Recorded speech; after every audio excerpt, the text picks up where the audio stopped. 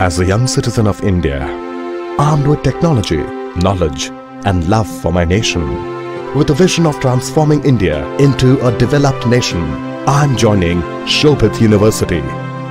What about you?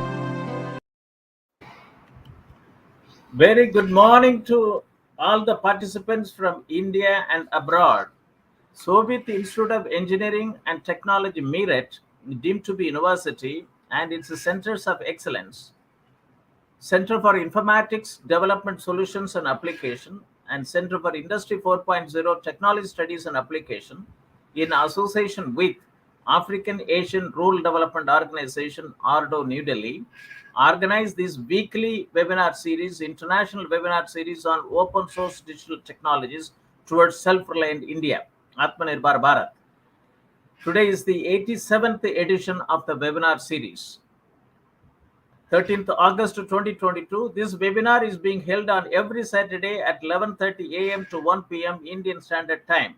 On behalf of the Honorable Chancellor, His Excellency the Secretary General, ARDO, New Delhi, Honorable Vice Chancellor, the faculty members of the university, and on my behalf, and as Professor Emeritus and Chairman of Centers of Excellence, Center for Agricultural Informatics and E-Governance Research Studies, Center for Agribusiness and Disaster Management Studies, Center for Informatics Development Solutions and Application, Center for Industry 4.0 Technology Studies and Application, and Center for Health Informatics and Computing. Let me welcome our guest speaker of the today's webinar series, Dr. Professor Adinarayana. Good morning. Center of Studies in Resource Engineering, Indian Institute of Technology, Mumbai. I wish to inform the participants and the speakers that the university regularly conducts two webinar series, namely National Webinar Series on Doubling Farmers' Income by 2022, Atmanirbhar Bharat in Agriculture, and every Thursday, and International Webinar Series on Open Source Digital Technologies towards Self-Reliant India, Atmanirbhar Bharat, on every Saturday. Today's topic is Disruptive Technologies in Precision Agriculture. Disruptive Technologies in Precision Agriculture. Under this international webinar series, these two centers of excellence, Center for Informatics Development Solutions and Application, Center for Industry 4.0 Technology Studies and Application, have organized 86 lectures so far in various topics. Open technologies to provision simple and economical IT infrastructure. A roadmap for students using free and open source software and reaching goals of Atmanirbhar Bharat. Free and open source software adoption, public business models. Open source software and industrial IoTs for SMEs. Open data platform for smart digital governance. Technology imperatives, make in India for self-reliance. Data edge artificial intelligence. Data governance for self-reliant India. Digital India transforming governance and society. India's email service, citizen@indiamail.com, in 22 constitutionally recognized languages. Ecosystem architecture for digital transformation. Education system cyber critical infrastructure. Seizing opportunities in open innovation and value creation network in the digital world for self-reliant economy. Ensuring food safety and compliance through technology. Digital India, urgent need for semiconductor manufacturing in India. Technology investment in agriculture value chain, role of foreign direct investments. Entrepreneurship and skill development, AI design pathways. The rise of platform economy, revisiting value chain governance. The era of automation, industrial robotics, and Industry 4.0, the Indo-German perspective of technology transfer, skill gap analysis, and opportunities. Role of artificial intelligence in healthcare. Current developments in diagnosis and vaccine research. Digital agri-tech and agri-startup perspective. Health informatics network value chain, e-health system, and beyond. Leveraging emerging technology for ensuring transparent and traceable agri and food supply chain. Unleash the power of citizen development for enterprises software development. E-governance models towards sustained quality of services to citizen backed up by technology. Indian MSME to adopt Industry 4.0 technology capabilities, urgent need for mentorship and accelerator program, building public digital platform using microservices and APIs, health informatics network value chain, every early childhood development and learning. Health informatics network value chain, clinical AI, clinical artificial intelligence, the interface between machine learning and health informatics. Health informatics network value chain, importance of social medicine and community health in the times of health emergency.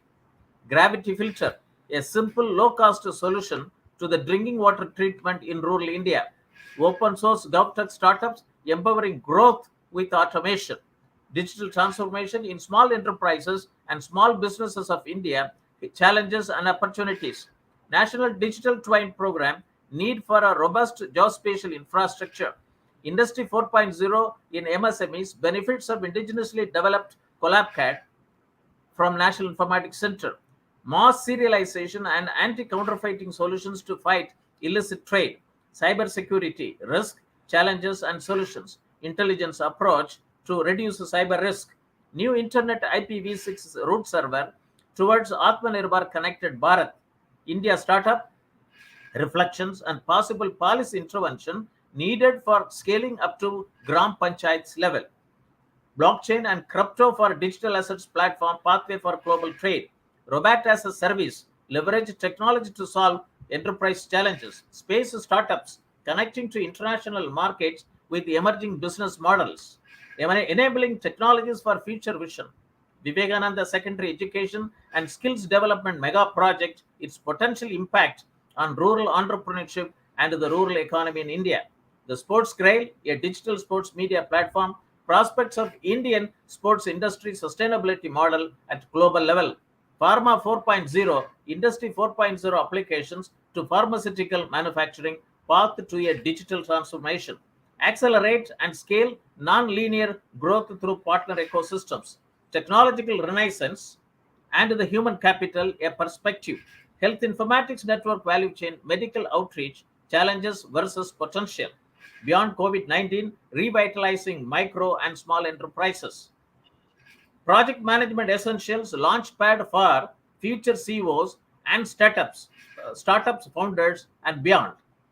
Society 5.0, a new society beyond Industry 4.0 and post COVID-19. Smart village, public community, the African IoT ICT lesson. Digital economy, ways and means to protect and empower for self-reliance.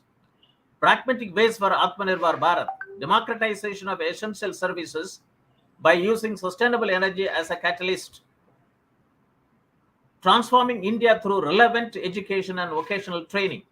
Digital technology in simplifying citizen life. Online learning during the pandemic and its future. Smart microeconomic zones, pathway for self-reliance at village level. Crime prediction support system. Knowledge management for development partnership to achieve the sustainable development goals of UN and implementing the Agenda 2020. Millet value chain from IoT to blockchain, a traceability roadmap. Aspirational district program in left-wing extremism affected district, a successful model of data-driven governance. Digital agriculture supply chain and trading hub, a geo-economic perspective. Market-driven agriculture, a need for development of crop-specific strategies at block level. A open agri-network to unlock the $1 trillion plus potential of Indian agriculture with smallholder farmer. Developing rural entrepreneurship to ensure doubling of farmers' income. Leverage the power of convergence through connecting the dots, agri startups, agripreneurs, and rural innovators. Agronomy plus AI equal to precision farming. Agronomy plus AI equal to precision farming. Doubling farmers' income, imperative of plant health informatics network. Developing commercial breadfruit value chain to help farmers reach high-value markets. Commodity value chain creation through agri network and agri AI. Farm to plate, a one-stop agri-tech platform to simplify supply chain and e-governance needs of food and perishable commodities. Health Informatics Network Value Chain and National Animal Disease Reporting System NADRS 2012 and beyond.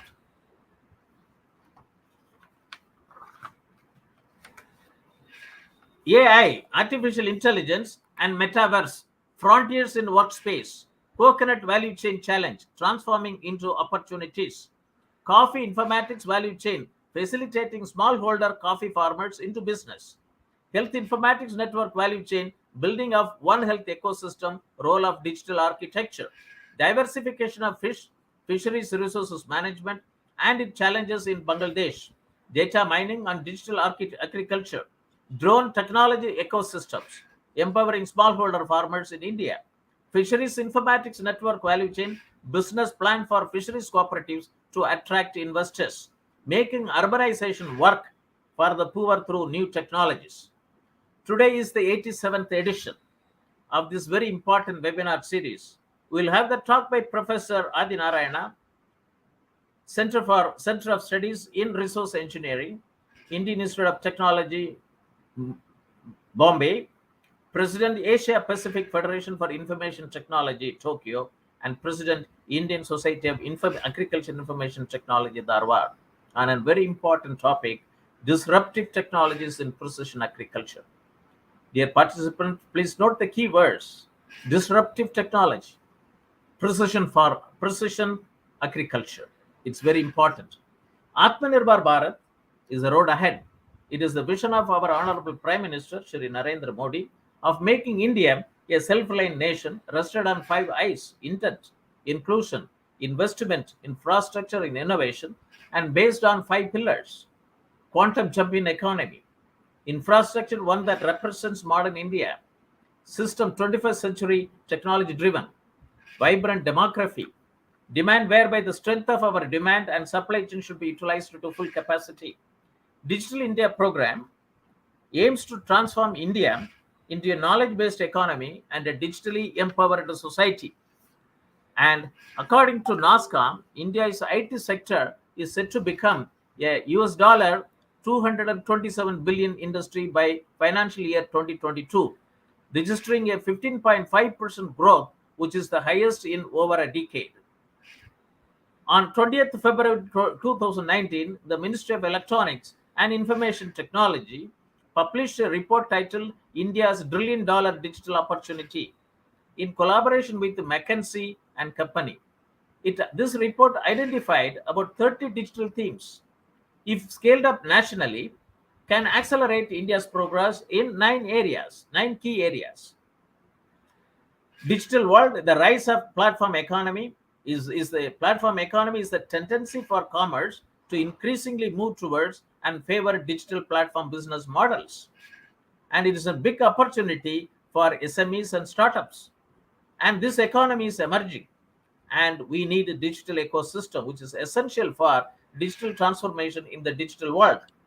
There are 10 emerging technologies which are impacting: artificial intelligence, 5G, IoT, serverless computing, biometrics, augmented reality, virtual reality, blockchain, robotics, natural language processing, and quantum computing. As far as India is concerned, we are having 3 ecosystems. One is agriculture 4.0, industry 4.0, and third is society 5.0. Now, industry 4.0 is moving towards industry 5.0, and India, if it adopts agriculture 4.0, and we can deliver such models to throughout the world. And we also have Amrit Kaal led up to at 100. So 25 years of strategic and perspective plan to take India into new India. And it works on basic principles with a vision, complementing the macroeconomic level growth, focus with a microeconomic level, all inclusive welfare focus, macroeconomic growth focus with welfare focus at the micro level, welfare focus, and macro level economic growth, promoting digital economy and fintech, technology enabled development, energy transition, and climate action, relying on virtuous cycle starting from private investment with public capital investment, helping to crowd in private investment. This is very important. And they also have a blueprint for the Amrit Kaal, which is futuristic and inclusive, and they have. And this will directly benefit our youth, women, farmers, and scheduled castes and scheduled tribes. And there's a big investment for modern infrastructure readying for India at 100. And moving forward on this parallel track, and the government of India has come out with following four priorities: Prime Minister's Gadi Shakti, inclusive development, productivity enhancement in investment, sunrise opportunities, energy transition, and climate action, and financing of investments. Sustainable Development Goals of the United Nations and Agenda 2030 provides the future we want by achieving 17 Sustainable Development Goals and 169 targets under them. And today's topic is disruptive technologies in precision agriculture. If agriculture, it's we are able to generate sustainable and nutritional food, and it takes care of the Sustainable Development Goal 2. If Sustainable Development Goal 2 is achieved, many of the Sustainable Development Goals will be achieved. India is said to be a land of villages. Acharya Vinoba Bhave said, India is largely an agriculture country, Krishi Pradhan Desh, and a country of villages, having more than 6.25 lakh villages. Agriculture sector is the foundation of Indian economy. It provides employment for more than 50% of the India's workforce and contributes almost 19% of the Indian GDP. And at present, agricultural livelihoods are being severely impacted world over as a result of anthropogenic global warming and climate change. Climate change has got both direct and indirect effects on agricultural productivity, and including changing rainfall patterns, severe drought, flooding, and changes in the geographical redistribution of pests and diseases. And farmers of India are facing multidimensional problems: price fluctuation, debt, and lack of infrastructure and weather. India has got about something like 14.5 crores operational holders, among which 85% farmers are having small and marginal farming. The holders, marginal holdings, means having less than 2 hectares of operational holdings. And farmer needs timely, location specific, and personalized information for effective control on their production, risk, and then market their produce to identified market opportunities. Many national level programs, be it Digital India, Make in India, Skill India, Startup India, and Stand Up India, have faced operational difficulties for its impact at the farm level, that too at small and marginal farmers. Now we are seeing hope that many of the drones meant for farming are under the Make in India is making a lot of ways and means for the farmers to raise their hope. And Honorable Prime Minister Shri Narendra Modi at the 7th Governing Council meeting of the Niti Aayog, Team India, held on 7th August 2022 in New Delhi. I quote, in his opening address, he stressed the need to focus on modernized agriculture, animal husbandry, and food processing to become self-sufficient and global leader in the agriculture. In the opening address, he stressed. In the closing remark, he said, each state should focus on promoting trade, tourism, and technology via every Indian mission around the world. This is the first time I'm hearing from the Honorable Prime Minister, that Indian embassies has to, change itself from its traditional path, political mission. Now it has to be a developmental mission. And also he said that, and in the closing remarks, he said that the state should focus on promoting trade, tourism, and technology via every Indian mission around the world. The state must focus on reducing imports, increasing exports, and identifying opportunities thereof. And this is where today's topic is very important, because Indian agriculture has to be globalized. It has to be integrated with global agriculture value chain. Means we should produce what the customer wants of customers of throughout the world. And As per the SPI's special report on agriculture, which is released in July 2022, it has given a very important 2 points among the others. India could have 20 to 30 million tenant farmers. And how to empower them? Tenant farmers don't get any benefit. These 20 to 30 million tenant farmers are all on the small and marginal holders. That, and the Kishan, they are working in this small holding farming activities, but they don't want it. The Kisan credit card scheme should be tweaked to make it a livelihood credit card, to make it grassroots level achievement, empower them.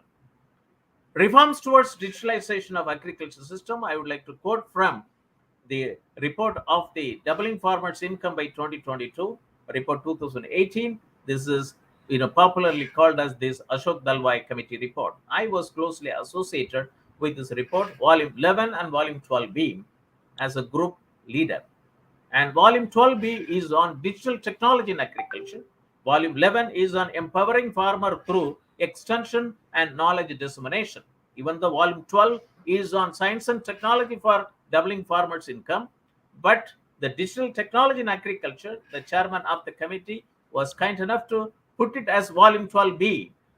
That is the importance which is given as a separate volume, volume 12B, on digital technology in agriculture. It recommends 7 mission mode programs. And if this is adopted, Indian agriculture will be digitalized.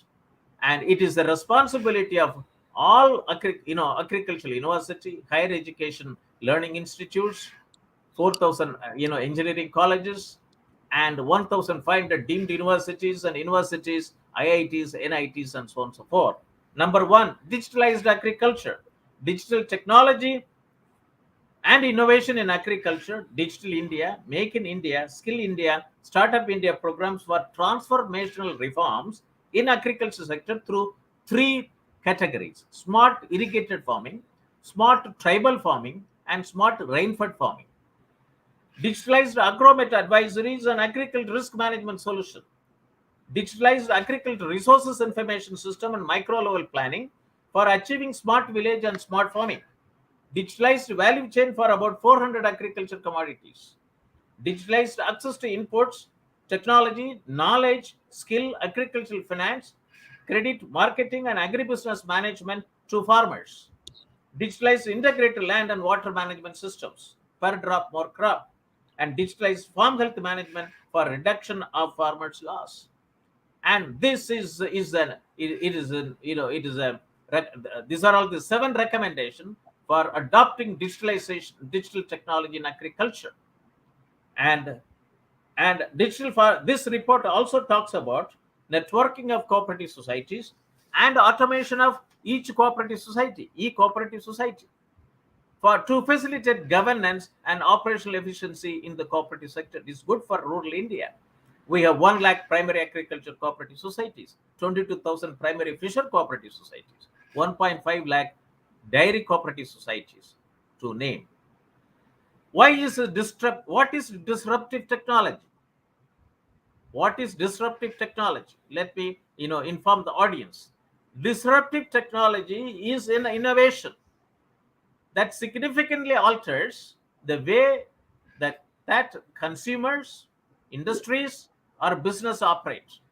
A disruptive technology sweeps away the systems or habits and replaces because it has attributes that are recognizably superior. Recent disruptive technologies can include e-commerce, online news sites, ride-sharing apps, GPS systems, and once upon a time, automobile, electricity service, televisions were the disruptive technologies. Clayton Christensen introduced the idea of disruptive technology in 1995 Harvard Business Review article. Later, he expanded the topic in his book, The Innovator's Dilemma, which is published in 1997. It has become a buzzword in the startup business that seeks to create a product which mass appeal. to create a product with mass appeal.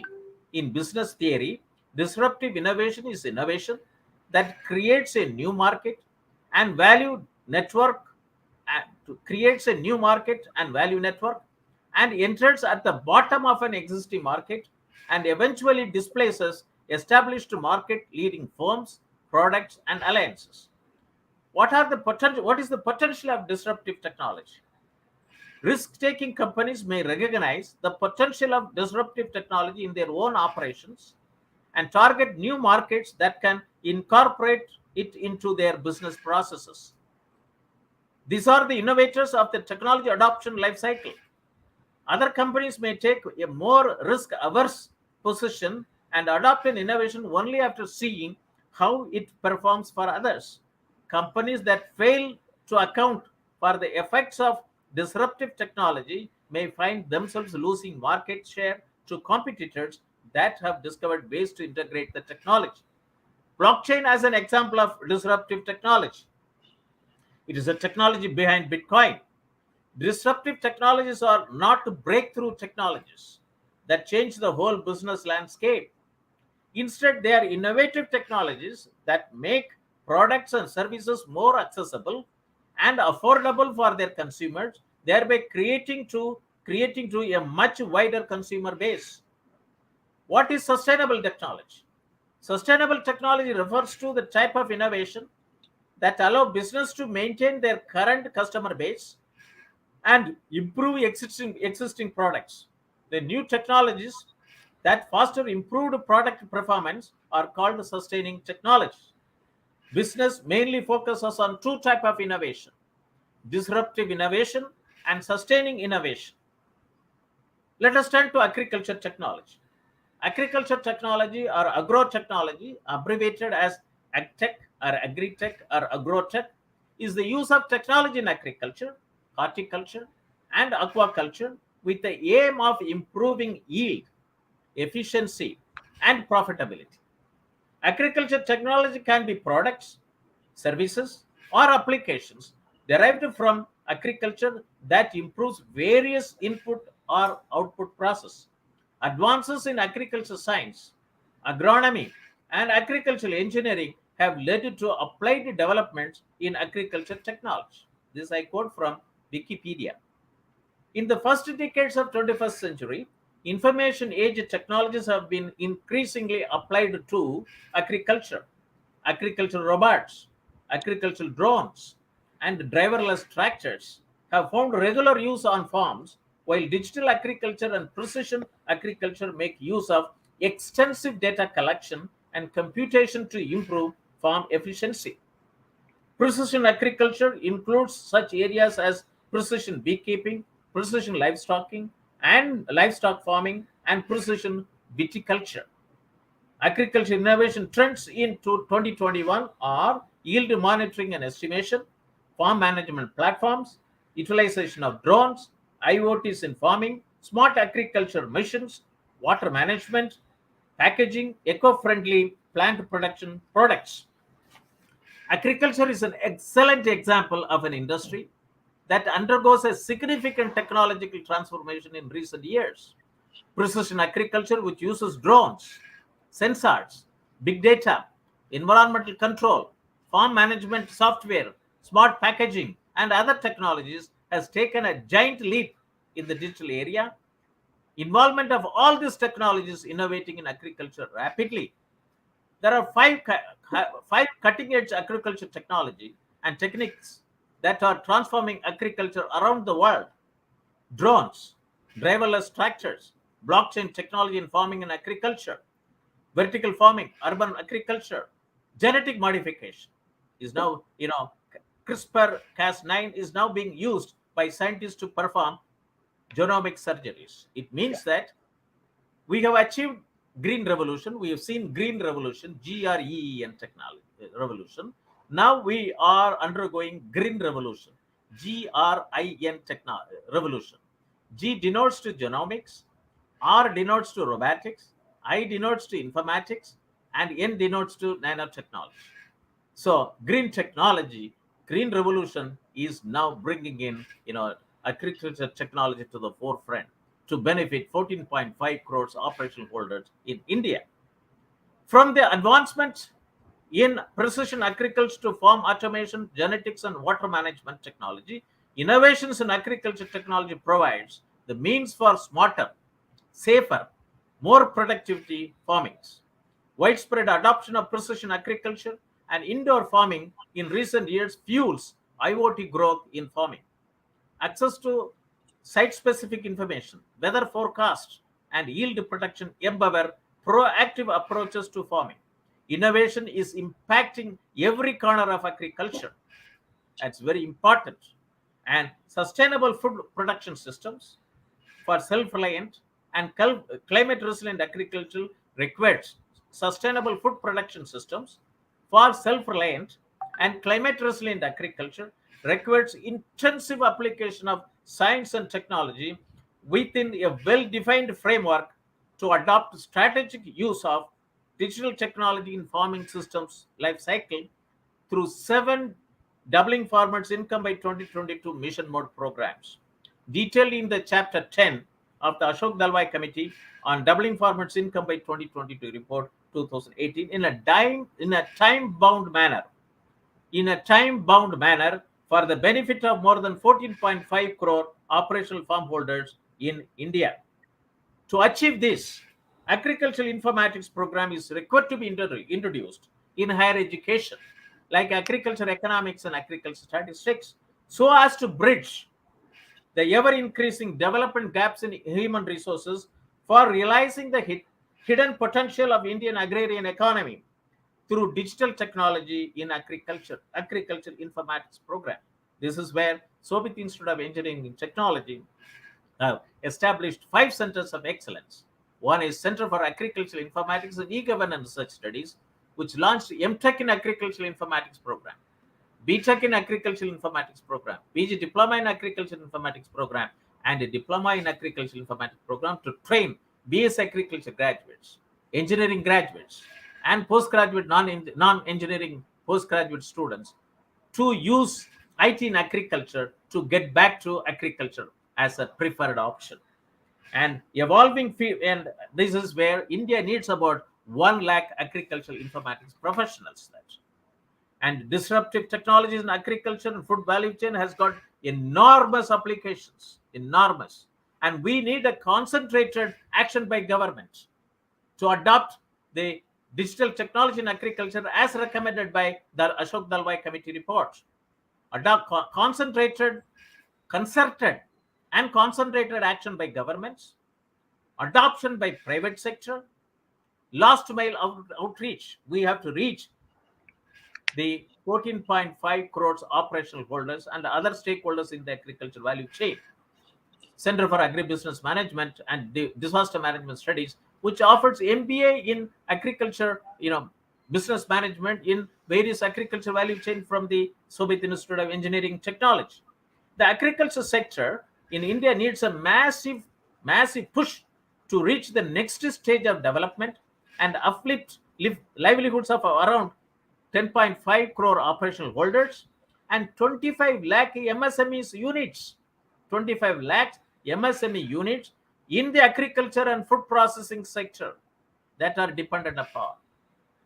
Out of 63 million, small SMEs, 25 lakhs MSCs are in the agriculture and food processing sector. And technology has proven itself to be a key disruptor in most other sectors. And there is no reason that agriculture should be left behind. To achieve the United Nations Sustainable Development Goal number 2, that is to end hunger, achieve food security and improve nutrition, and promote sustainable agriculture by 2030, is calling for more productive, efficient, sustainable, inclusive, transparent, and resilient food systems. Hence, digital technology in agriculture is very important. Opportunities provided by emerging technologies are very important.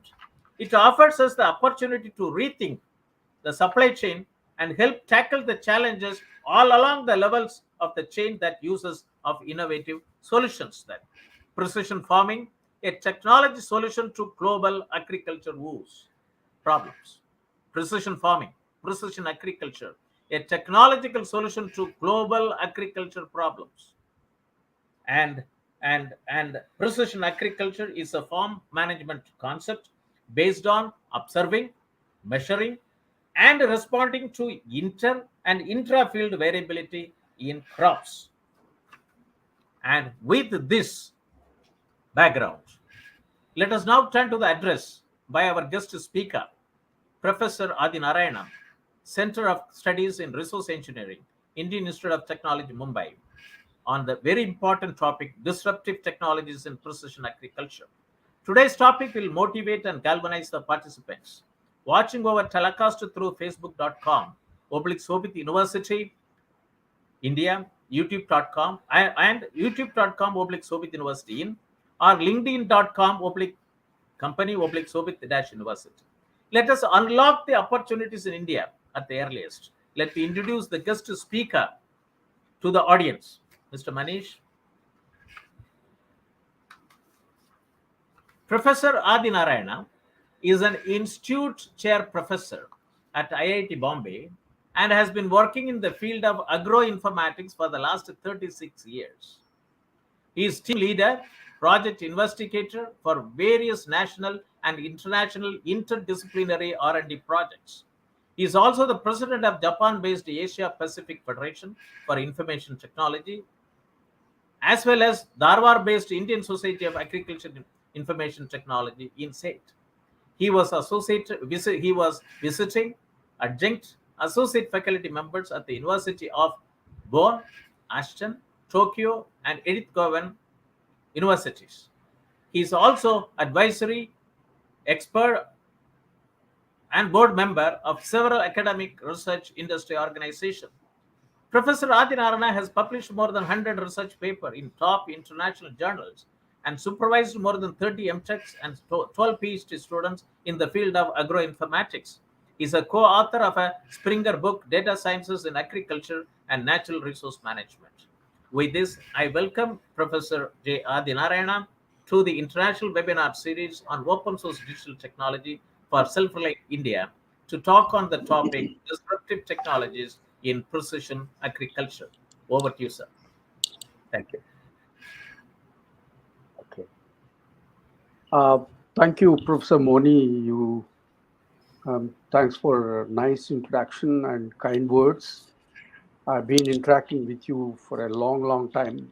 If you remember, our interaction started back in early 90s when you were in NIC. And I've been continuing with you almost, say, till you became DG of NIC. And then, even now. I'm happy to be there here.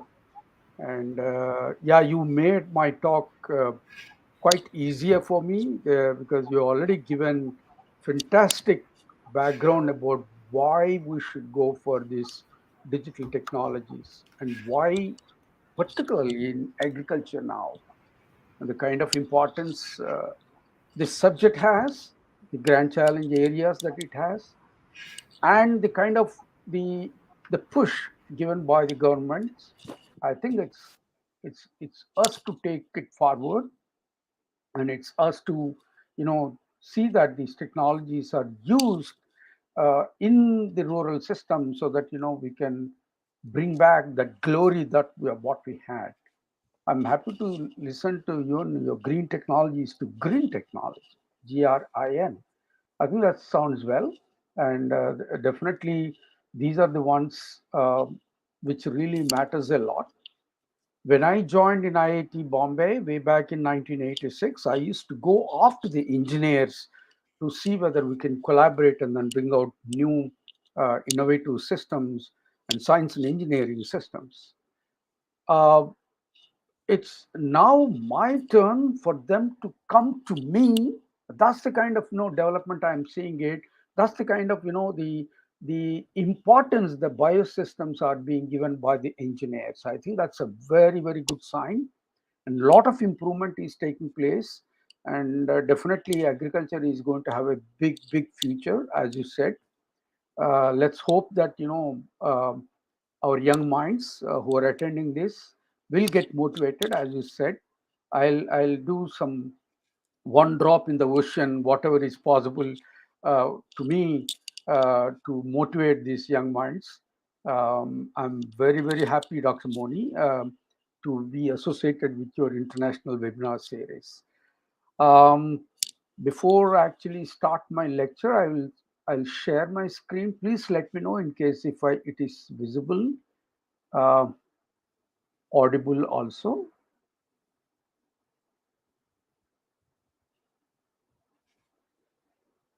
Yeah, is this visible, Professor Moni?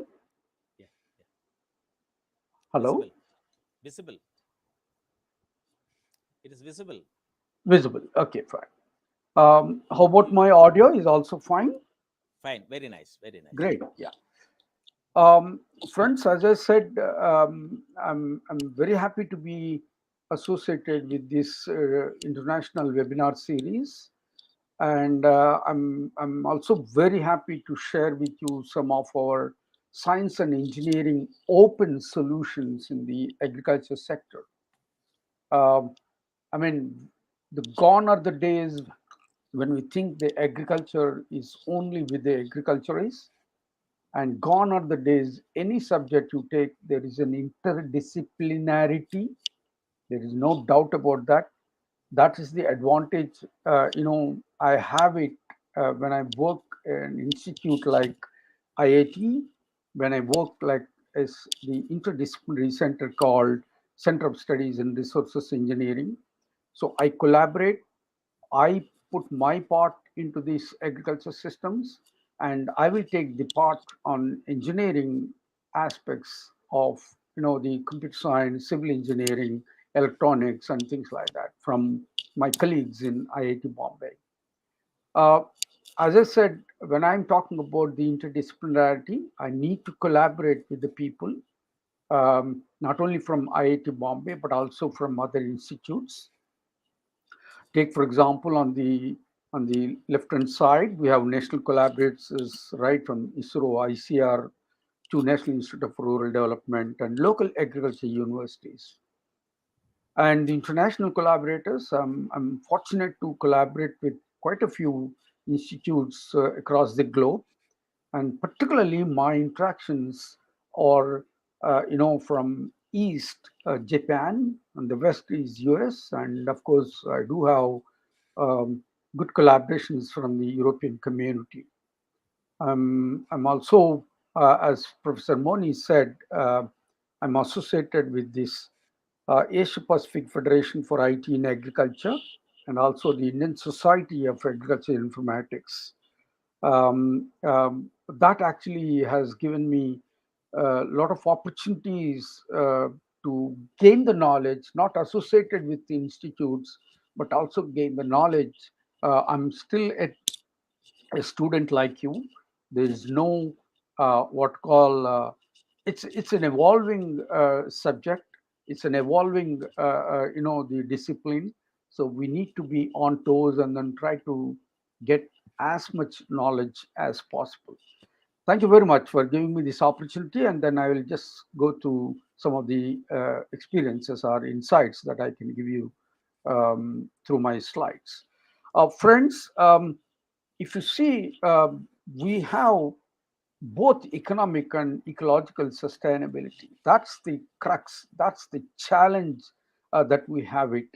On the left-hand side graph, if you take it, I'm sure you must have seen it quite a few times, but I'm just trying to give you, if you want to achieve the double the global crop production and the kind of yield trends that you have it here is quite less insufficient for us to achieve this global crop production. So another thing, we also face a lot of issues and challenges, right from climate change onwards, the CHG commissions, food losses, and things like that. And a lot of policies are coming up, a lot of innovations are happening, but they're all interrelated, complex problems. So we always need to think this agriculture grand challenge area as a systems approach, systems analysis, systems thinking. It is not just only agriculture, but its related aspects. The whole food system we need to study. You want to study the food system, obviously you need to be in other related subjects also. It's an ecosystem. It's an agriculture ecosystem, I would say. And if you see, for example, the climate change, as you can see, the bottom left, um, the graphs, we face a lot of problems with the future climate conditions. For example, you take 1 degree in the temperature rise would affect about 10 to 15% yield reductions in US as well as in India respectively. So that's the problem we are facing. It plus we do have some countries, particularly in India, if you take, they're all fragmented, institutional structures. As Professor Moni said, our main crux in the agriculture systems, you have low to marginal land holdings. And when you talk about the agriculture the informatics and the sharing culture that we have it is pretty low in agriculture and rural systems. You can't get the data as you wish when you go to the farmer, or ask the extension community. So you need to showcase why do you want that. You need to really do that needs assessment. You need to interact with them. As Professor Moni said, the inclusiveness, that's what the Prime Minister, Honorable Prime Minister, is also thinking about that. So that inclusiveness should be there. Put these end users on board your projects, on board your system that you are developing it, and get that inputs from them, improve your systems. Then there is a sort of acceptability will be there. Otherwise, it's only just in the silos and just only an academic, the exercise that you are doing it. So unless you put them on board, unless you include them at every significant stage of the development, there's no point in doing this work. So that's the thing what we have it. But we need to do some research for us to gain the confidence before we actually go to the farmers. That's sure about that. So the overall, I would say that we need both economic and ecological sustainability, the kind of the issues and challenges that we have it. And what is that solution that we have it?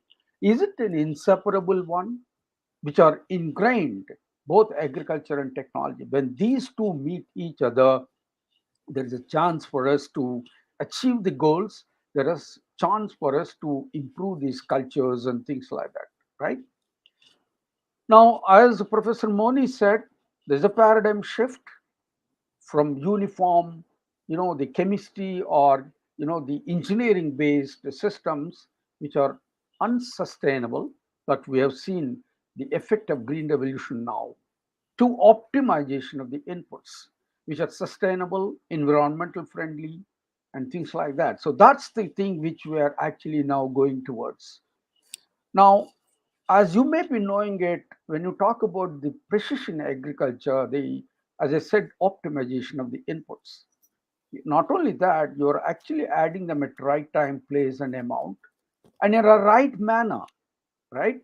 Whether you want to do it in sprinkler, whether you want to do it drip irrigation, or whether you want to do it in a scientific manner on the basis of evapotranspiration and things like that. And the right crop, that is very, very important. As Professor Moni said, the genomics is one of the green technologies, GRIN. And that's very, very important nowadays to have new varieties which actually suits to the region where we are actually thinking of. And you see the right hand side, you have gamut of technologies which are available from the engineers. But it is very useful in biosystems. The realization has come when we actually use these engineering technologies and tools that in the biosystems, that's actually making disruptions in the thinking, not only the technologies.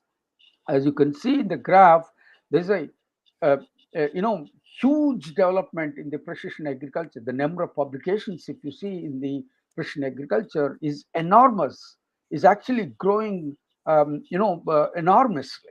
So we have the opportunities to use this. We have the opportunities to utilize and adopt this new grand challenge precision agriculture area. The only thing which I would like to mention here, since agriculture is not just only a single subject, a single one person subject, since it is a systems approach, we need to think critical zone and systems approach. And you can see the bottom right, the graph which I'm showing it, picture I'm showing it, is a critical zone. Is a heterogeneous near surface environment in which complex interactions takes place between these players. So that actually regulate it. They regulate the natural habitat and determine the availability of life sustaining sources, right? So that's the approach that we need to have it when you want to have, the success of, in the precision agriculture. Now, when you want to use these right tools and technologies, that makes us more smarter, intelligent, and automated. That is exactly what we need to achieve it for us to improve this informatics culture and also the sharing culture, not just only amongst the farmers, but also amongst the scientists. When you make the systems open, obviously, you will have more innovations. One example I can give is the Landsat data, the satellite data, which was, need to purchase the data across the counters. Whereas now, if you don't want the data within 6 months, you can get them free.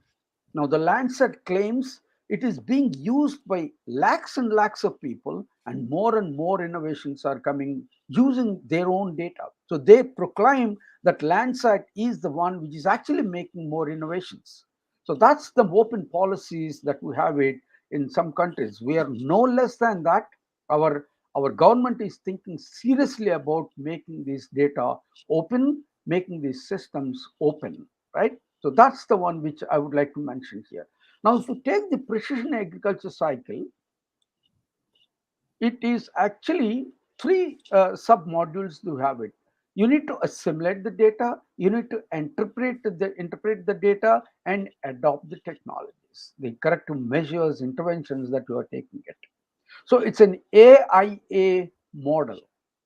But what we require is an integrated infrastructure, not just only the devices, systems, and prototypes, but also the human resources. That is where, friends, these young minds can definitely play a big role to achieve that our government of India's goal of going towards the digital India and things like that. So if you can do this AIA model, you can make the system smarter. You can also get the state of the art, geoformatics when we talk about the farm level information systems. Now, can we make this AIA to AIAA? Can we add the dimension of this innovation? Is it possible for us to make it? Yes, it is possible to make it more digital, to make more smarter. Okay, so that is possible provided you have good connection between these submodules. You know, you are getting the data from different sources, be it proximal, be it spatial, be it, even the novel sensing platforms. I'm sure hyperspectral low altitude AOVs, as Professor Moni talked about, has a lot of importance these days. I'm sure you must be studying this one, but I'd just like to give you, the discretion between the bands is large in case of the multispectral. When you're saying zero point 0.4 to zero point 0.5 is blue, zero point 0.5 to zero point 0.6 is green if you take the electromagnetic spectrum. Whereas in the hyperspectral, it's a continuous bond. It's a continuous bond because between the blue, you get micro what called discretions here 0.41, 0.42, 0.43, and things like that. So hundreds and thousands of bands that you have it depending upon the electromagnetic spectrum that you are looking for.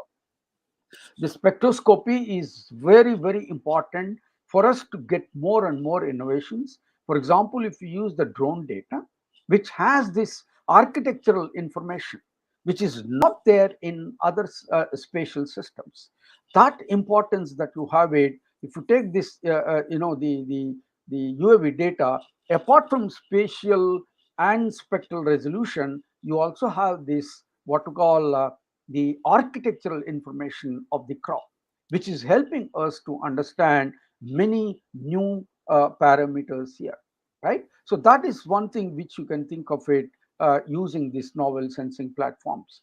Plus, if you take the processing, we do use IoTs, the machine learning technologies and things like that, as Professor Moni was mentioning that.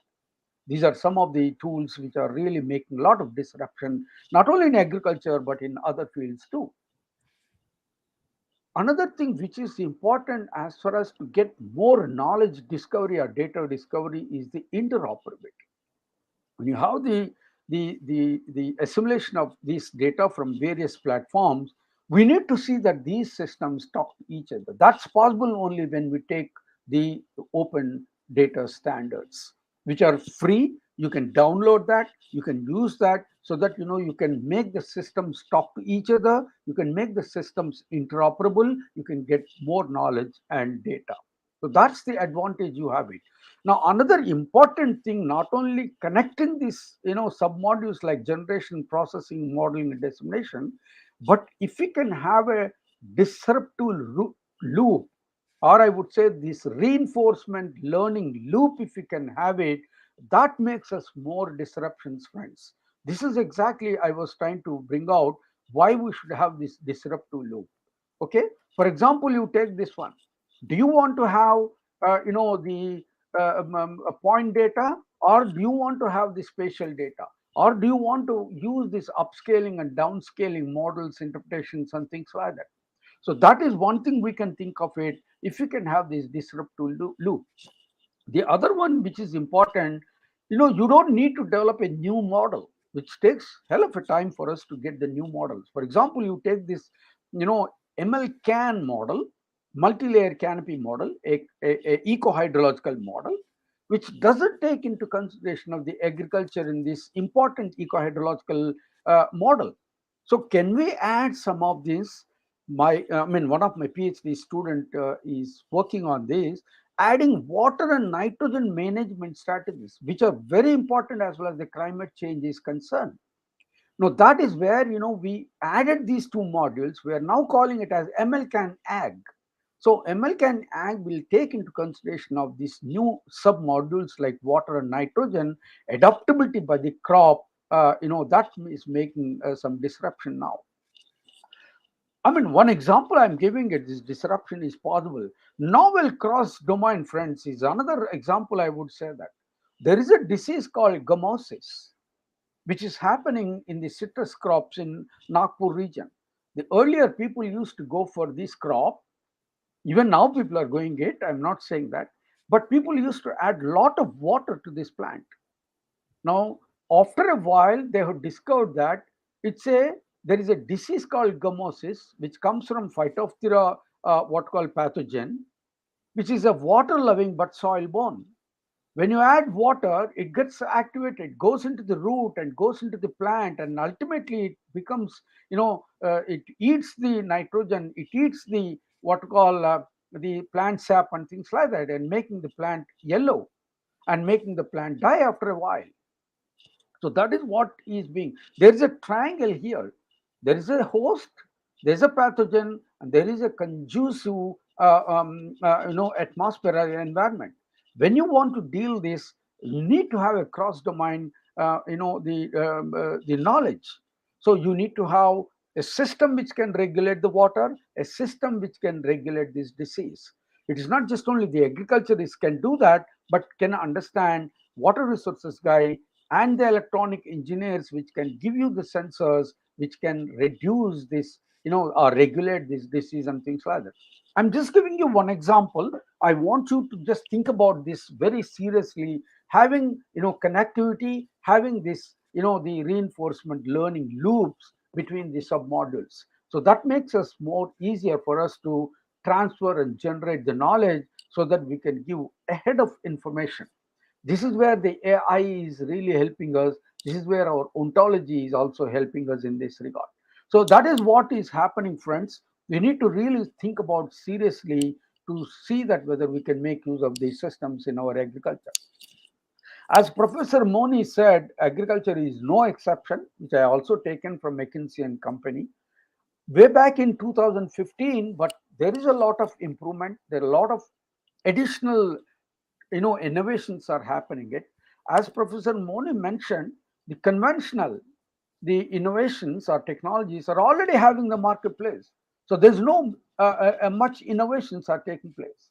Whereas the disruptive technologies is is being done with cutting edge technologies and supported by new infrastructure, right? So the new infrastructure, whether you are utilizing it, you are generating it, that's a different thing. The new infrastructure and with a business vision. So you will have the wider, as you mentioned, wider base. So that is where the new infrastructure is coming up with the new business visions are happening it, right? As Professor Moni mentioned, the next generation genomics is the one which is really making inroads into precision agriculture. These breeders takes typically about 10 to 12 years for them to bring out the new variety, be it a drought tolerant, be it a new yielding high yielding variety, being it could be even a disease resistant or drought resistant variety in the region where you are actually working. So can we accelerate this breeding activities, say from 10 years to 2 years or 3 years, so that people can bring out these new varieties? That's where your artificial intelligence, the deep learning techniques are really helping us to suggest, to inform the breeders and agronomists to go for new varieties in the region. But nano and biotech materials is definitely is making inroads into agriculture. Blockchain is the new one, which is not added by McKinsey 2015, but blockchain is the one which is really helping us a lot to have better business activities between the chains, and that increases the trust between the parties. That's is really helping us to share the information. That actually is helping us in reducing the agriculture transaction costs and things like that. I mean, that's really, plus the traceability and things like that, which are really taking place a lot in agriculture systems. So that is one thing. But for example, you take IoT. Yes, we do use that IoT as an assisted technology, as an enabled technology. But can you make this can you make IoT intelligent? So IoT senses, transmits, store, analysis, and act. So this intelligent IoT makes difference when it actually analyzes and action taken accordingly based on the knowledge. So that is where it actually matters a bit. That's where the AI actually is helping. The combination of AI and IoT will help us to have more and more and better and smarter decision making, as you can see it on the top left, the figure. Yes, we do have a lot of players in IoT. They are making inroads into many other disciplines. But when it comes to smart agriculture, friends, just about 0.8%. Maybe in 2015, 0.8%, maybe it could be some 2%. Unlike in variable technologies, smart cities and all, I mean, a hell lot of IoTs are being used. I'm talking about at the global level. Um, IoT, this is where I think the young minds can take it up and then see that this technology can be used, assistive technology can be used in our agriculture systems. We talk about artificial intelligence. Please remember one thing: we should not actually ignore the real intelligence that you can get from the farmers. You please take that one as a base for you to improve it upon. You can use artificial intelligence, which may be suboptimal because it's a two stage. You're manually extracting the features, and then you are classifying them by using some regressions and things like that, which is classical, right? The deep learning is an automated one. A raw image, when you fed it, you use certain algorithms, automatically extracts the features, and it results in better classification and regressions and things like that. So that is how the deep learning and machine learning techniques are really helping in plant systems. You can identify them, you can classify them, you can quantify the disease or the other aspects, biotic or abiotic stresses, and you can even predict that. That is what is being taking place in the agriculture systems.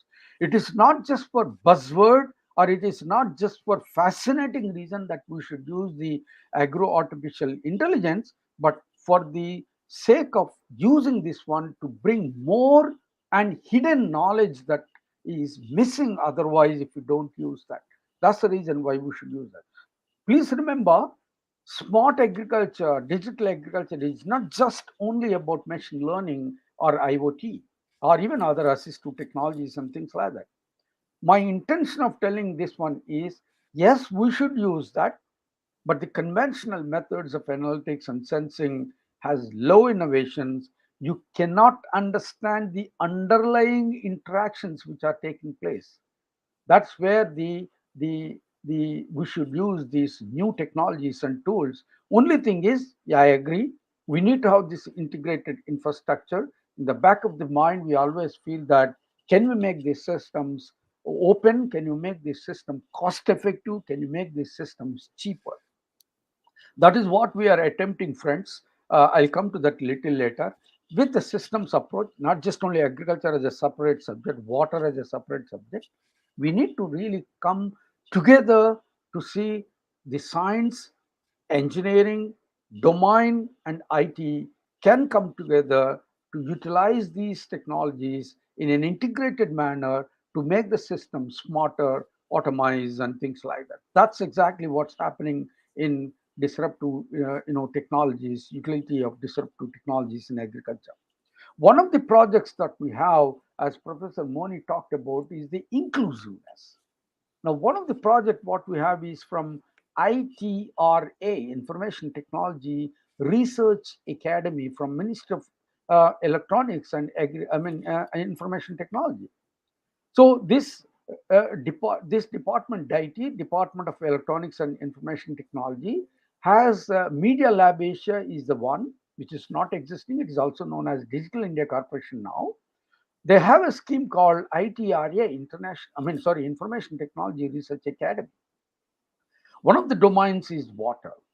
Now, in this, IIT Bombay is a mentor, and other institute where they do not have that technology, where they do not have that knowledge, where they do not have that infrastructure, are acting as a mentee. So in this pilot, IIT Bombay is a mentor, the other institutes are mentees, and these mentees are not just facilitator, but they are giving also the domain, right? So that is the thing. In addition, we also have the industrial partners like TCS and Data Matrix. Data Matrix is actually giving us the remote energy meter where we can not only get the hydrological parameters, even the water table. That is actually is helping us because we are doing this work in groundwater agro ecosystems. You must have heard about this, Nagpur Santra, that orange, which is very famous. But unfortunately, that is being replaced by pomegranate because of the disease which I was mentioning it. So that's an endemic disease. We cannot remove that. We can only regulate that. Now, by collaboration, by inclusiveness of not just only academia, research, and the industry, but also involving the actual user. That's the Maharashtra Orange Growers Association, where all these orange growers are associated. Now, when you include these people, when you put them on board, those people with the knowledge, what they can contribute makes a lot of difference. Now, you and me are good at science and engineering, but when it comes to business, when it comes to scaling up, that's where the industries can take it up forward. So that is exactly what we are doing it, friends. We are increasing the curriculum because we are doing a high-end research wherein our new modules are added in the curriculum. We are doing high-end research here to solve this complex issue of this disease, which requires not only domain from the agriculture, which not only domain from the water resources, not only from and also from your electronics. So can we do this in an integrated manner? And that's how we are regulating this disease by regulating the irrigation from the groundwater, so that you can have this sustainability aspect. So that is that, and in the process you are also making a social impact here. So these are the metrics which we are using it in this project to improve the social systems in the area where we are actually doing it. Now, another thing which I would like to mention, after doing this needs assessment, we established this critical zone observatory containing sensors and IoTs and automatic weather stations, UAVs and all. That I have listed them in this black box here. We are using a system called remote energy meters to measure the hydraulic parameters and also the water table dynamics, because the groundwater table is being exploited thoroughly by these institutes. So we are in the process of actually using this one for understanding the water table dynamics. Now these people used to add a lot of water. Now what we are suggesting is to optimally utilize this water so that we can optimally reduce this, the endemic disease called gummosis. So that is actually helping us in, the understanding the groundwater systems and all. Okay, so that is exactly what's happening, friends. I'm sorry, it has gone up a bit. And now, when we are using standards, when we are discovering more knowledge to understanding the systems, the multidisciplinary systems, where there we are using the systems approach to solve this disease problem, not from agriculture side only, but from other domains as an engineering side also. So we are developing an interoperable platform that is actually solving to develop the decision making support by the users in that region in the precision horticulture, in terms of disease management, in terms of the irrigation management and things like that. So that is what we are doing it here. Sorry. Okay. The other thing, one of the novel systems that we have developed is the sense tube. As I said, we are using standards. We are making the systems interoperable. And another important thing is completely open source, as Professor Moni emphasized on the open source systems. We are using completely open source software, open source hardware. That's where the systems are becoming more cheaper and cheaper, right? That's where the systems are becoming more cost effective, because no system will give you edge analytics. We are getting the information, we are also solving openly at the edge itself, in the form itself, to understand the on-form risks and things like that. So these edges are actually giving us, the processing there itself. We are having storage capacity. We are using completely open standards to solve some of the issues in the precision agriculture. This is the system that we have developed. It may look like an automatic weather station, but it is not. Unlike automatic weather stations, it is portable. It is so flexible that you can add and remove the kind of sensors that you require in that region. And the things like that. I'm not going into the details about that. That is the platform that we have developed it, friends, which is patented. We are now bringing this system to the market. We are making this system very, very cost effective.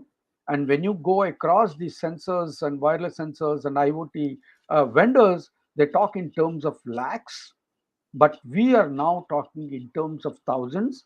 We want to make a very simple system, useful system to the farmers, at least if not individual, to the community level farmers, to make this system available, affordable way, to bring it down to 20 to 25,000 with minimal configurations and things like that. Now, our effort is software development. We are not charging for that. The actual brain is that one. We're not charging for that. Now, another thing which I would like to mention, the novelty of the system is it not only tells you in the on form, but also the spatially, as you can see it here. So spatial systems are also, we are using it to solve some of the issues on crop water requirement. The dashboard also gives you proximal as well as the spatial. In addition, We have developed, we are using optimized algorithms. Those things are helping us to exactly tell, to make this devices talking to each other, to control that, actuators, to control release of water in this evolves based on the stage of the crop, based on the groundwater availability and things like that. So it's totally our brain, but we are not charging for it, because we are dealing with the farmer. We have to make the systems affordable, accessible, acceptable. So those are the things that we need to think about that. Another novel system that we have developed is a crowdsourcing platform called eCitrus, which is uh, you can visualize this one in web-based as well as mobile-based. The advantage is, I'm not sure whether you are able to see that. You can see the kind of, the viscosity of the problem that you have it. I don't know whether you are able to see these blue dots, which are not available in this Google map. Again, we are using completely Google map. Now, when a question comes, it actually tells you who is asking and what question is that. And if you can get more and more, that means that alert will go to the experts.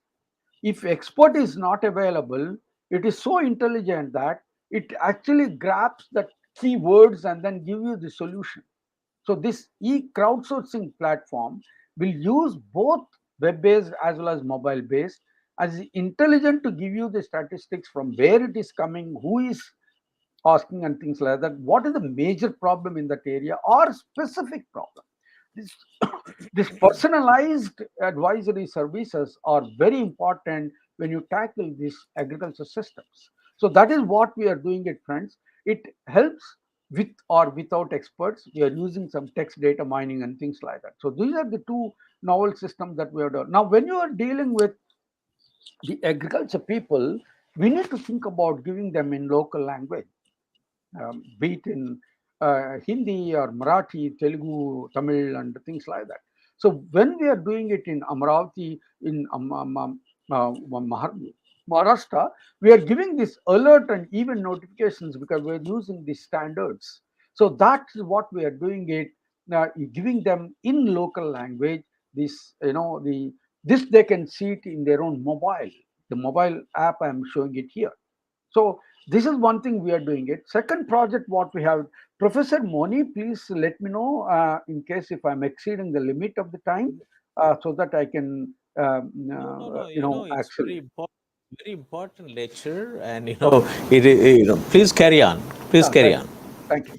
Another project, friends, as I said, we always do it, in a collaborative manner, in integrated manner.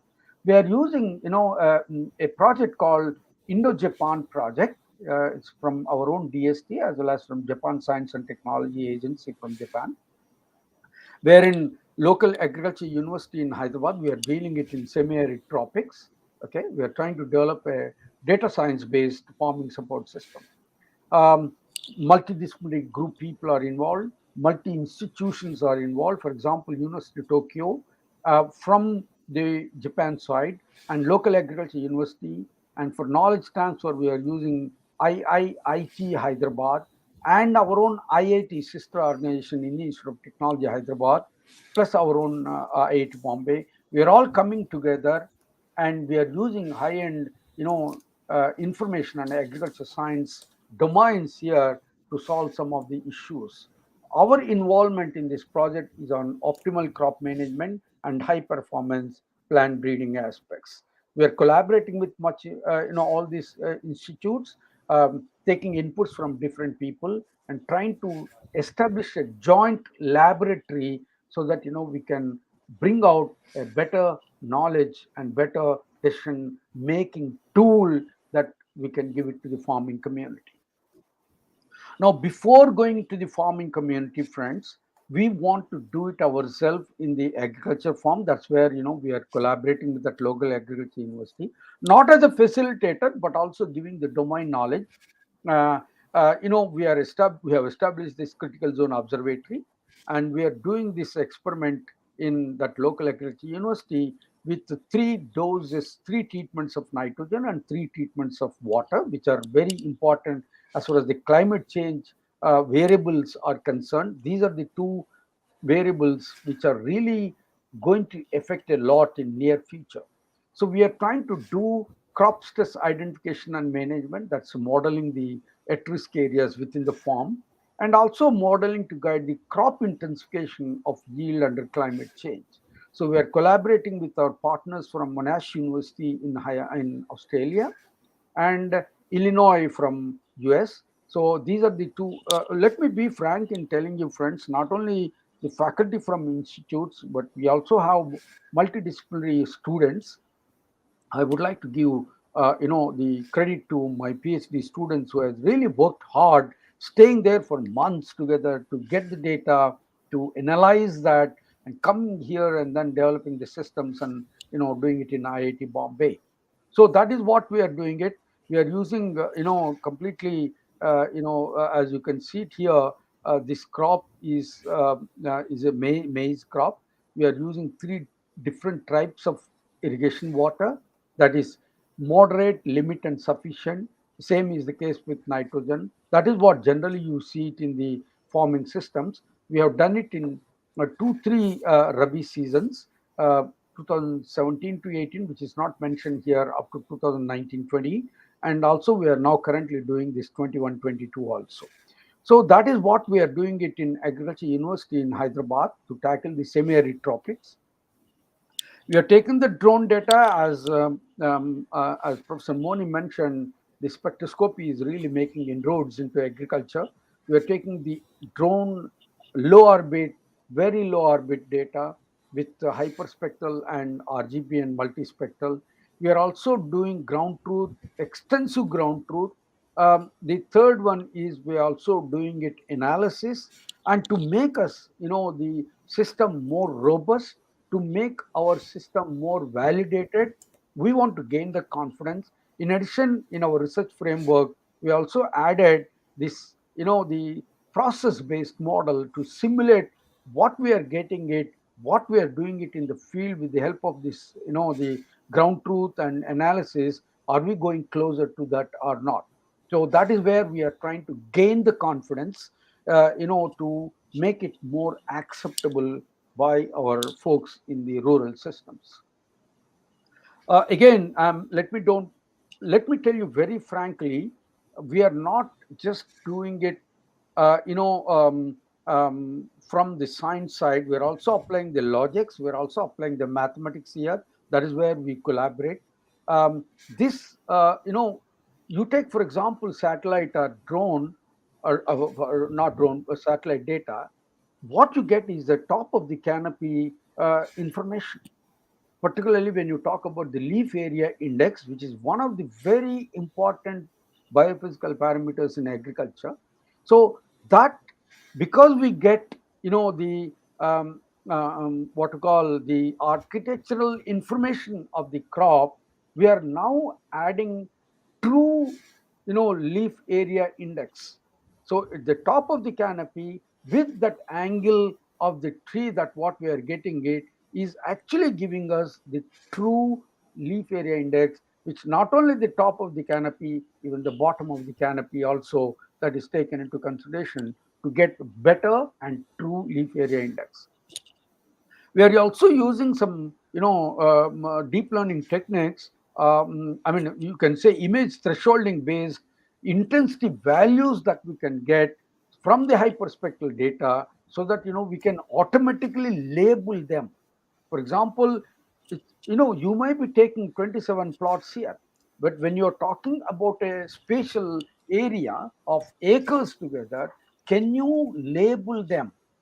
Label not only just the flowers and fruits and things like that, but also the condition of the fruit.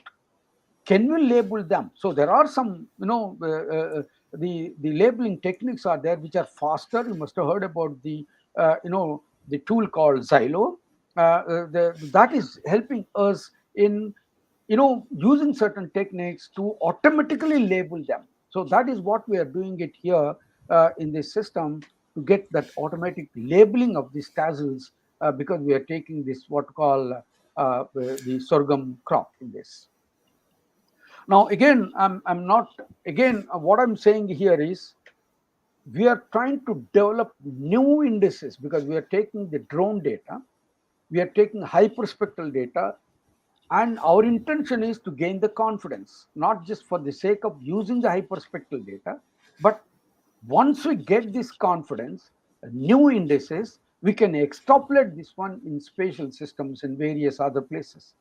That time, you may not probably need to have this hyperspectral data, but if you can do research in the RGB, which you can make it operational, cheaper, cost effective, that is what we need to think about that. So we are getting new indices here. We are understanding the science behind water and nitrogen, because you know that there is a interaction between protein and the water, that peptides and water, they interact with each other. So these overtones, which are very important for photosynthetic aspects, that actually is helping us to gain more and more spectral niches. That is what is helping us to differentiate not just only the leaf water content, but also the leaf nitrogen content. And when you have these two things together, can you separate them? So that is what we are trying to do, that water, nitrogen, and water and nitrogen stress. So that is what is helping us using certain tools and techniques, what we are mentioning it here, be it spectroscopy, be it hyperspectral, be it drone, is helping us in differentiating it. I'm not saying that everybody should use this one, but what we're trying to bring out here is the novelty with which people can use this one and extrapolate by collaborating with the industries and upscale this one. That's what is my message here. Now we are trying to develop this preliminary farming support system for early stage leaf water stress, and also the biophysical parameters and tassel and the flower countings and things like that. So which is available, friends. You can use this data, you can play with this decision support system, you can give us the feedback and things like that in this GitHub open data. Another disruption which is taking place, friends, I'm not sure who are there in this field, but this is one thing which is very, very important in the agriculture systems, particularly in the precision agriculture system, is the phenomics. Okay, you take, for example, phenomics and genomics are very important. Now, phenomics, if you see here, application of this AI and ML is exponentially growing over the years. Now, when it comes to the concepts of this phenomics, phenotype is nothing but when a variety is actually changing with the environment. Basically, the environment genotype is nothing but the phenotype, and also the interactions between that G plus E and plus GEI. So that is one thing which is important for any breeders. This is a well-known one. I don't need to tell to the people who are in this field. But what I'm trying to tell you here is there is an application of AI and ML here, so that you can accelerate these breeding activities. Now, our focus of this high-performance plant breeding is to accelerate the plant breeding by enhancing precise selection of drought tolerant crop. Because we are dealing with the semi-arid tropics, we are interested in identifying drought tolerant crop using this high throughput plant phenotypic data with the data science and analytical techniques. Okay, now I'm not telling you to establish the phenotype, high throughput plant phenotyping systems. There are available, as Professor Moni said, our Prime Minister has a good vision of these digital technologies. He has dedicated this Deshmukh, what to call Plant Phenomics Center at IRA Delhi, which is open to the people. Please visit that one. Please interact with them. Take the data, or you do your experiment there with the hyperspectral and things like that. You get the data and utilize this one. We are doing with both IRA as well as ICRISAT. It's a huge system which comprehensively assess the number of, typically plant breeders call lines, plant lines or crop lines. nothing but the different crop varieties. Before you actually bring out the variety, they bring out this parental information, crossing these plants and things like that over 10 years or so. Okay, so that is what we are trying to do. Our intention is to bring out precisely selecting among the varieties which are available, which are drought tolerant. Now, when I'm saying drought tolerant, our interest is to see which is that low early vigor crop. If you see the low early vigor crop, which grows low, unlike in fast growing varieties, but the utility of the water is better in the low early vigor crops. If you see here on this other side of this one, the as you grow, it may look very less in the initial stages, but when it comes to the later stages, the water use efficiency is better there, and you can get more yield.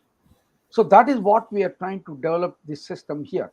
Now for that, we are taking both biophysical traits as well as biochemical traits in terms of crop conductance and things like that.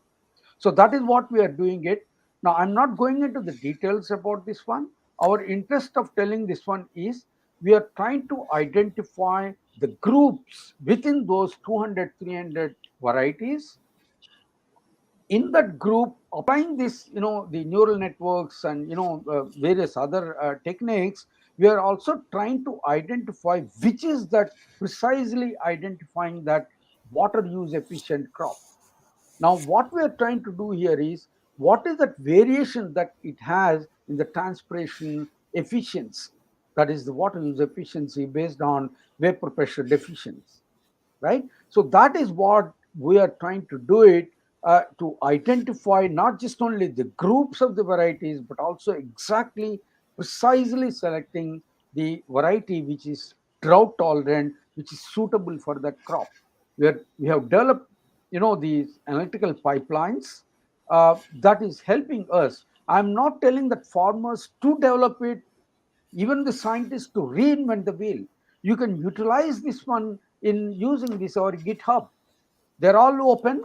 You can download it. You can use these systems. You can put your own data and then play around. So that is what my message pitch here is. There are open source data available. There are open systems are available. Please make use of them. Gain the confidence, and these are the young minds who can you can really bring more and more innovations here. As Professor Moni also mentioned about the the virtual reality and augmented reality, why not we make use of this in the plant systems? So we are trying to develop virtual plants here. Now, as Professor Moni mentioned, we need to tackle these low holding farmers, marginal farmers. Now these farmers, not only for their own subsistence, they also need for livestock.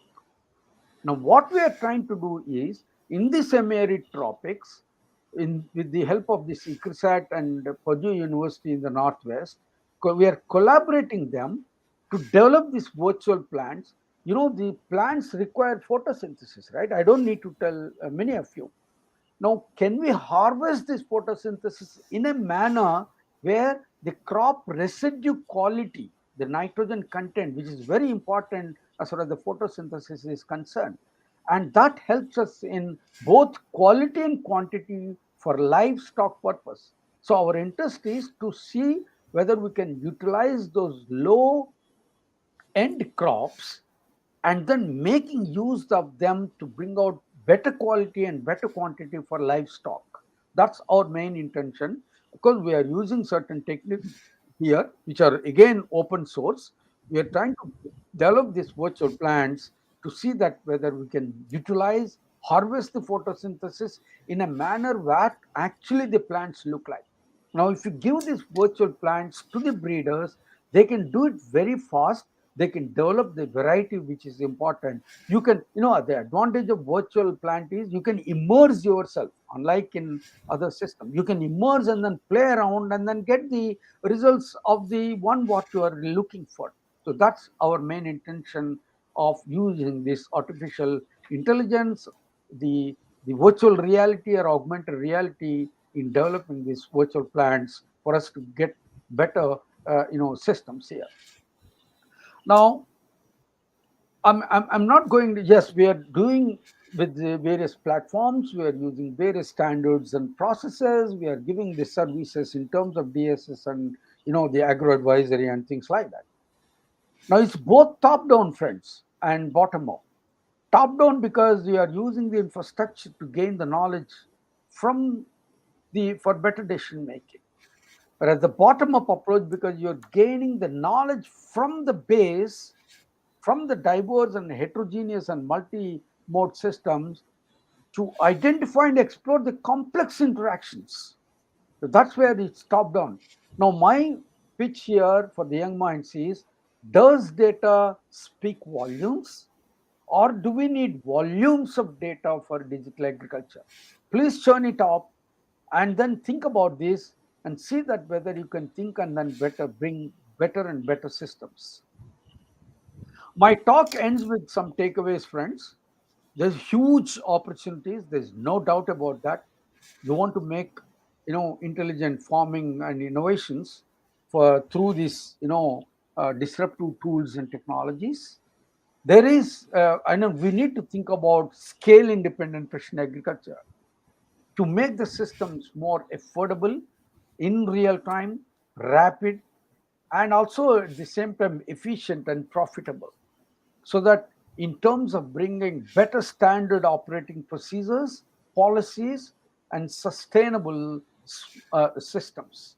So this is what our aim is. One of the very, very prestigious project from DST, very rarely you get fortunate enough for us to get this project in collaboration with the Kansas State University, our own Indian, who is our Vajra faculty. This Vajra scheme is very, very prestigious project that we have it from DST. So that we are trying to deal with this scale independent precision agriculture. Lot of benefits are there, socially, economically, and ecologically, no doubt about that. As you can see, the importance of the precision agriculture. But please make sure that these digital technologies do not aggravate the social and economic inequalities, the digital divide. Make sure that people use this one to make it more intelligent, to make the systems, to help the systems in reverse migration. Friends, no farmer is interested to see that their own kids and kids are working in the farming systems because of the kind of, the profitability you have it. Now, it is you to think about seriously to see that you go back to your rural systems, make sure that you use these digital technologies to make it, the irreversible, the what you call inclusiveness, and to increase the informatics and sharing culture. Now, another thing which I would like to mention, which I always propagate this one, is let's make smart infrastructure. Smart in terms of scientific, marketable, affordable, reliable, and time-saving infrastructure. If we can make that one, yes, we can generate better decision making, better knowledge intensive and digital agriculture, friends.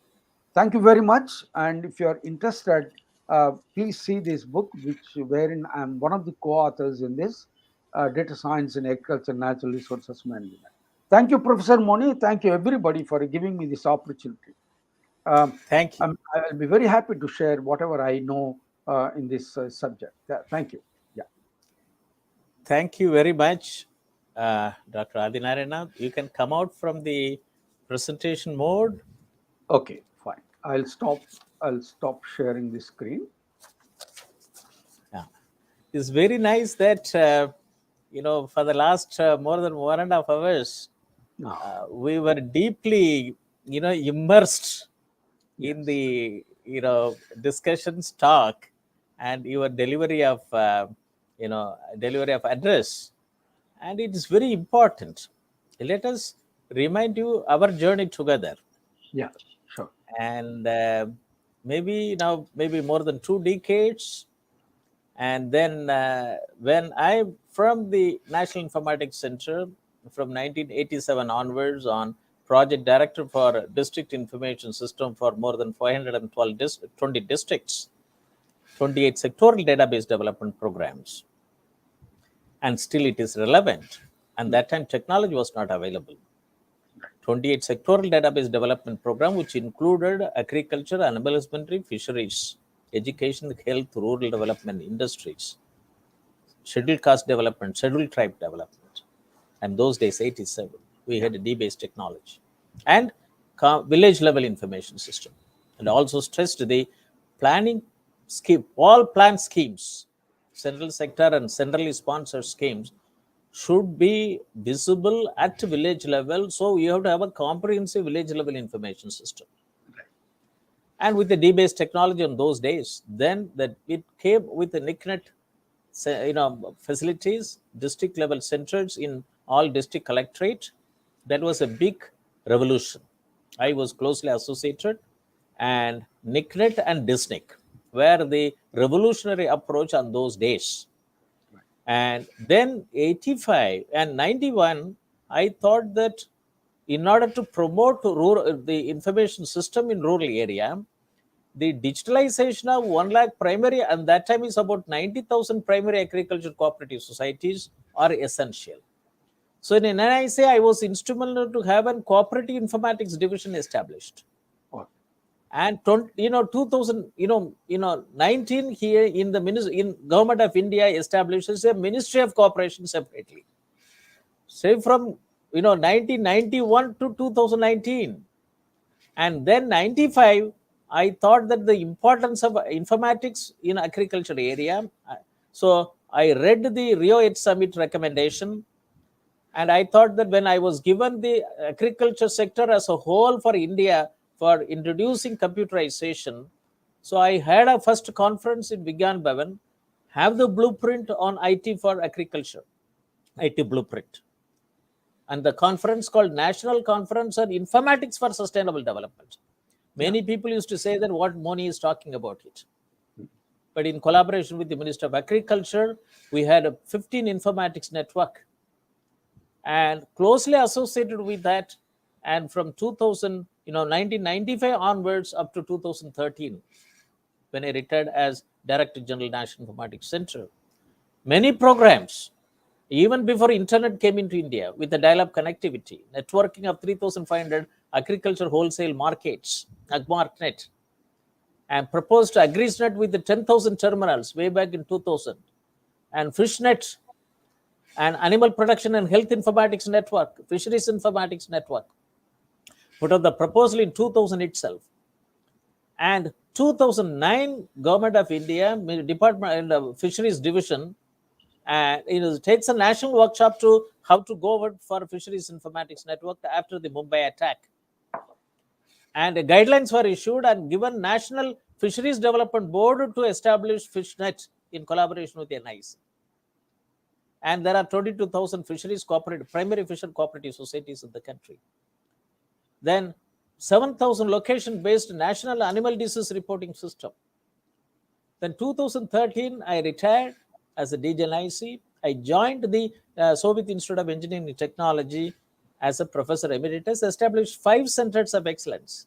Center for Agricultural Informatics E-Governance, Center for Agribusiness and Disaster Management Studies, Center for Informatics Development Solution Applications, Informatics with the Standards Approach for Governance, and Industry 4.0 Center for having MBA for CEOs of SMEs in the country. 63 million SMEs in the country. So they have to be globalized.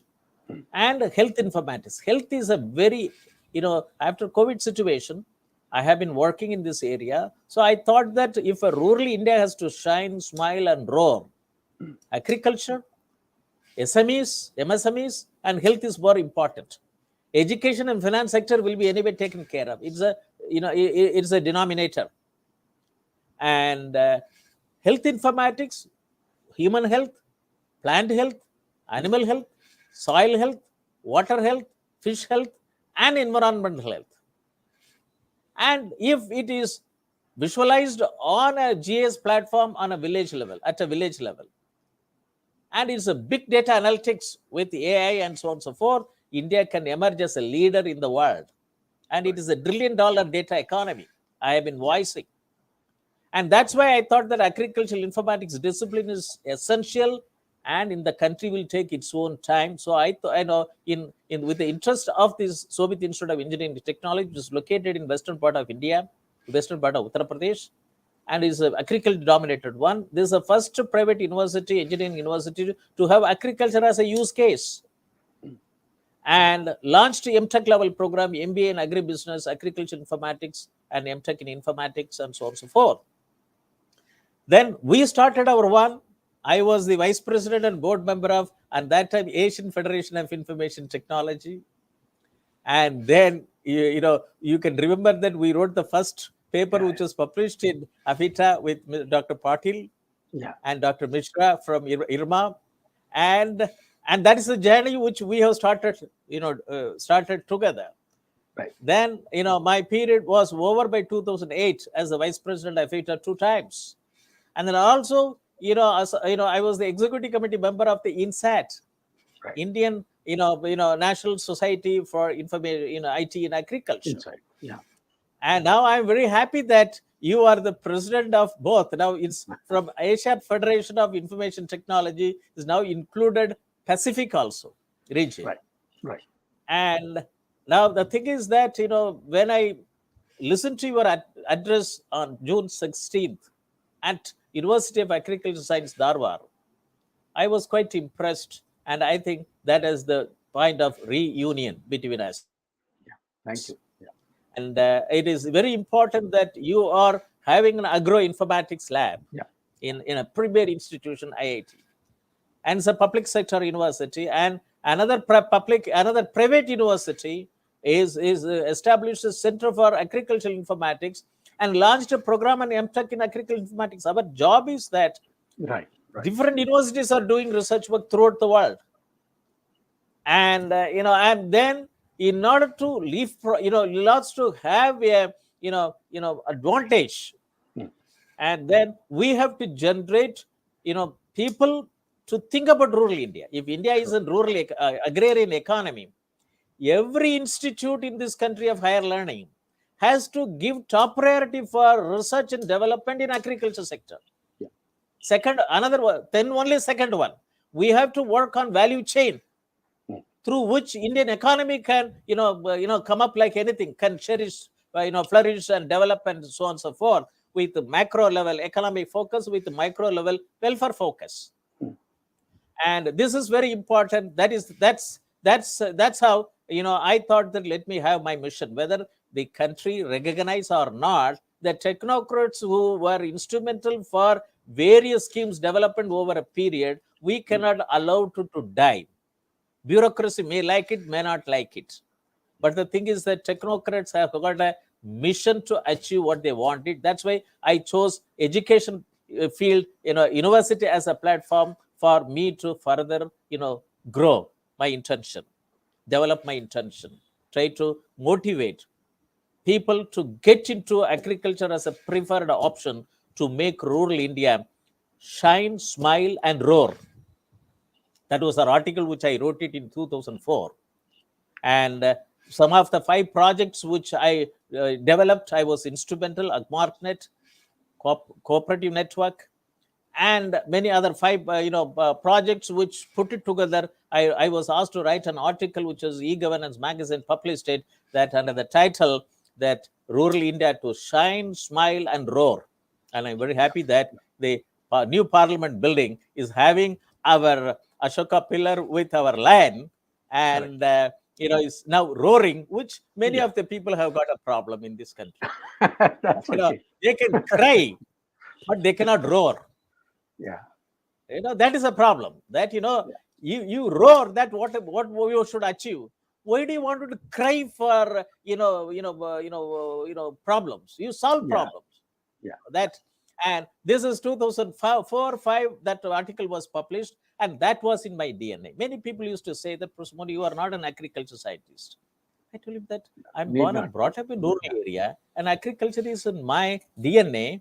And as a mathematics student and computer science from IIT Chennai 76-78, worked on a lot of grassroots, instrumental for many of the schemes and many of the organizations like Infosys and TCS were exporting people abroad to do COBOL programming. I was walking in this country with the barefoot to introduce technology, digital technology in rural area. 87, they were nowhere in India. They were sending people abroad. I was coming out with the Disney program.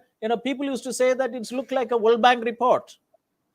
Visualization of many database development programs. If the government, all the state level districts would have adopted that one rather than going for computerization of their own government function, rather than for development planning, today we should have got raw data to apply artificial intelligence, machine learning, big data analytics. And those days, technology was not available.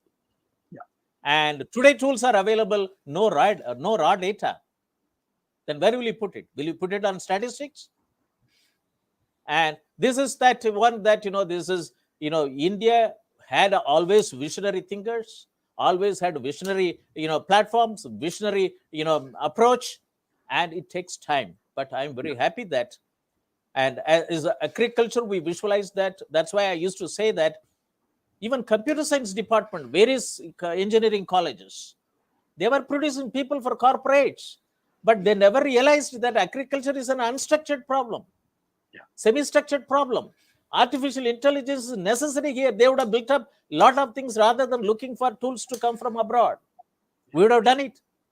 But they were putting that. Professor Moni were talking about so many things that when farmer does not want to put their sons and daughter to do farming, I told him that it is up to us to develop technology for them to adopt it, for the people to get into agriculture.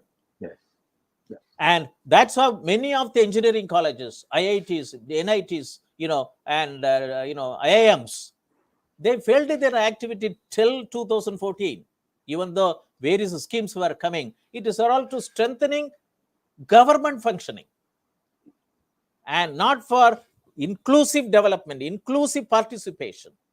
So today, digitalization of India, that's why in the digital, doubling farmers' income by 2022, Ashok Dalwai Committee, I was included, and as chairman, I brought the expertise and understanding from 87 onwards into the 7 mission mode programs. And if this is done, if all 4,500 engineering colleges and about 35,000 non-engineering colleges who teach MCA or MSc computer science, and IITs and NITs and 1,500 deemed universities, if they adopted digital technology in agriculture, the 7 mission mode programs in the respective area, and India has got 127, agroclimatic zone, 365 days of sunshine, and 450 commodities, livestock products and fisheries, and we can do wonders. We can make agriculture 4.0 and 5.0, 6.0, leading to society 5.0, and also second, primary industries, secondary industries, tertiary industries, and NRA industries.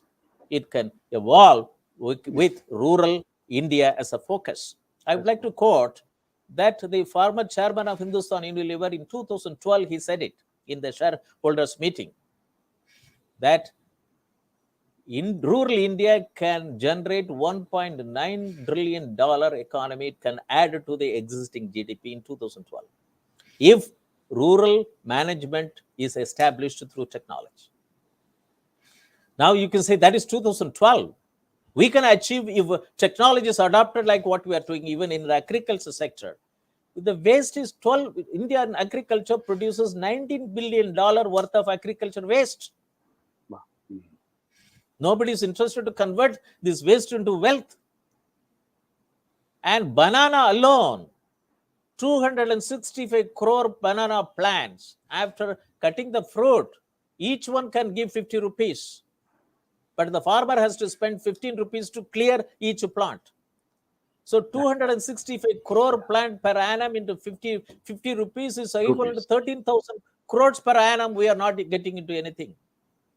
And this is where I'm concentrating. And from these centers of excellence from the Shobhit Institute of Engineering, that's why in these 2 webinar series, we are emphasizing that agricultural informatics is the desired necessary platform to train. This is a multidisciplinary discipline. And making all the youths India is a agrarian economy. It is not rural India. India is not, is predominantly rural India, but India is an agrarian economy, and hence it is every institution's responsibility to produce agricultural informatic professionals, adopt technology, teach technology, understand technology, develop systems. It is very important. And value chain, digitalized value chain. Yeah. And what is needed for the customer, you produce it. Yeah. And process it. No wastage and traceability, adopted technology. And I will be very happy. My request is that with Dr. Adinarayana, that let us network your lab and with the Center of Excellence of Agricultural Informatics. Sure. And it is very essential. And let us also participate, in various inter-institutional collaborative research project on agricultural informatics. We are the two institutions in the whole country. IIT have Agro Informatics Lab, and the Shobhit Institute of Engineering Technology having Center for Agricultural Informatics, and Agriculture Center for Agribusiness and Disaster Management Studies, to work for one digitalized agriculture value chain for every district, and then have and to make it meaningful e-governance program in the government, Center for Informatics Development Solutions and Application, and also to help startups to understand standards in IT and so on and so forth, and also to look into the Industry 4.0 technology in 63 million SMEs in the country, and health informatics. This is our vision, mission. I would like to, I thank Dr. Adinarayana for you came early came from came to Mumbai by early morning. I don't know whether you slept or not, but you are here by 10:45 onwards to participate in the program. That shows that how we value our relationship.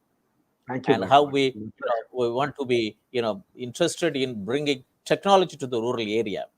And this country needs 2.25 lakh agri-tech startups, one per each gram panchayat.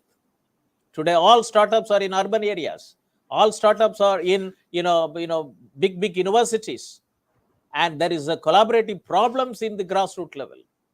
That's why in one of the conference we come out with, there has to be a policy shift, that how such institutions should adopt agri-tech startups in the grassroots level, outside their campus. And it is very essential.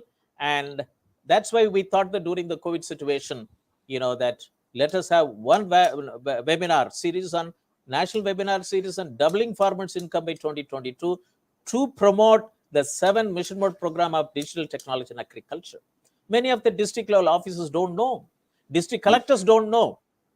And 6,500 block level agriculture officers, animal husbandry officers, and fisheries officers and rural development officers do not know the recommendations of doubling farmers' income by 2022. And they are the Facebook for farmers. Yeah. And if they don't know, it is whose fault? It is the state government's fault.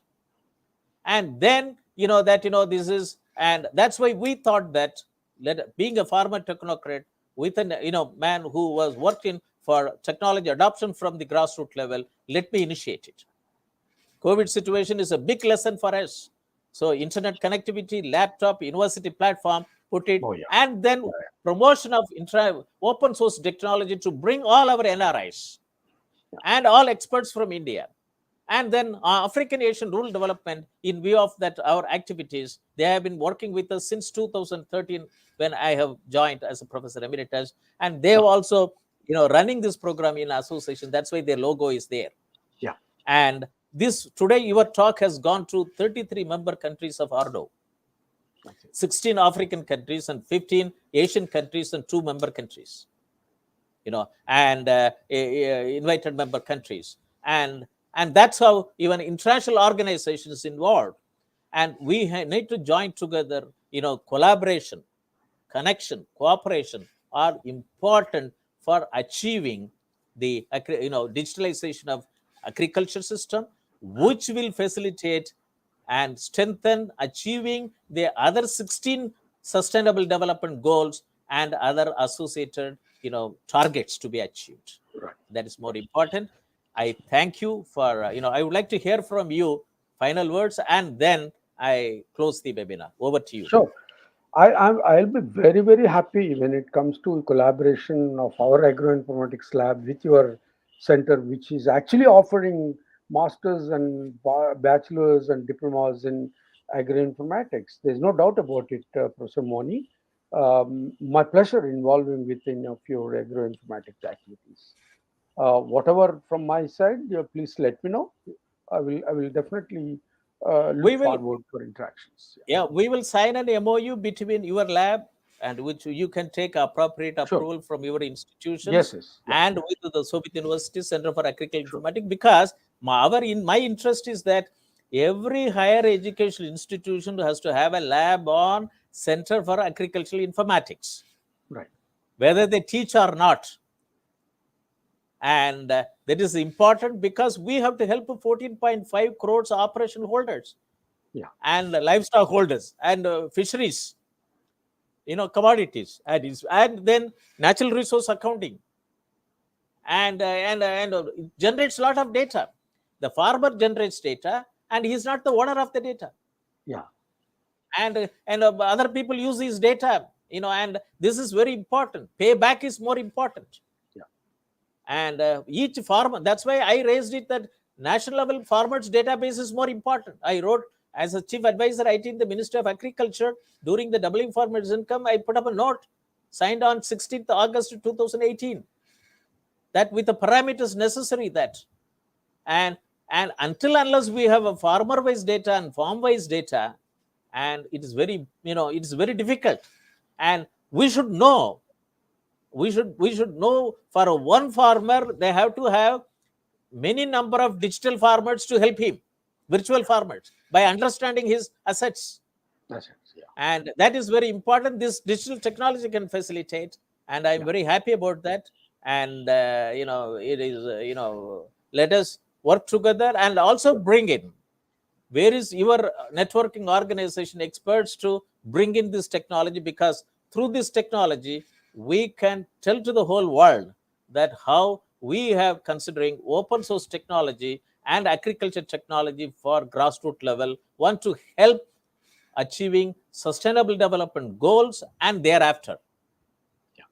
And thereafter, through agricultural informatics professionals. It is very essential. It is important. So with this, thank you very much. And and I would like to close the studio and close the webinar. I thank our Honorable Chancellor, Honorable Vice Chancellor, and His Excellency, the Secretary General Ardom, and other participants from India and abroad, and our guest speaker today, Dr. Adinarayana from IIT Mumbai, for making today's program very successful. Thank you very much. And we will leave the studio and close the webinar. Thank you very much. And thanks for your participation, and greetings from Shobhit University. For more research inquiries, please contact Professor Moni Maraswamy, Professor Emeritus and Chairman, Center for Informatics Development Solutions and Application, Center for Industry 4.0 Technology Studies and Application, and former Director General, National Informatics Center, Government of India, New Delhi. My email ID is moni@shobhituniversity.ac.in. We will leave studio and close the webinar. Thank you. Thank you. Thank you.